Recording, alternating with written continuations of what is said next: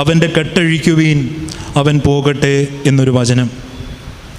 കാലം ചെയ്യുന്നതിന് മാസങ്ങൾക്ക് മുൻപ് പോകുന്ന സുവിശേഷ യോഗങ്ങളിലെല്ലാം പുത്തങ്കാവിൽ കൊച്ചു തിരുമേനി ആവർത്തിച്ച് പറഞ്ഞ ഒരു വാക്യം, ലാസറിനെ ജീവനിലേക്ക് കൊണ്ടുവന്ന ഒരു സുവിശേഷ വാക്യം. നമുക്കറിയാം, അത്രത്തോളം അറിവും അത്രത്തോളം ലോകപരിചയവും ജ്ഞാനവുമുള്ള ഒരു മനുഷ്യനായ കൊച്ചു തിരുമേനിക്ക് അറിയാമായിരുന്നു ജീവിതത്തിൻ്റെ അടിസ്ഥാന മർമ്മമെന്ന് പറയുന്നത് സ്വന്തം മരണത്തെ പറ്റിയുള്ള ചിന്ത. നമുക്ക് ഏത് കാര്യങ്ങളും അതിൻ്റെ പൂർത്തീകരണത്തിൽ ചെയ്യാൻ നമ്മളെ സഹായിക്കുന്ന ആ ദീപ്തമായ ചിന്ത.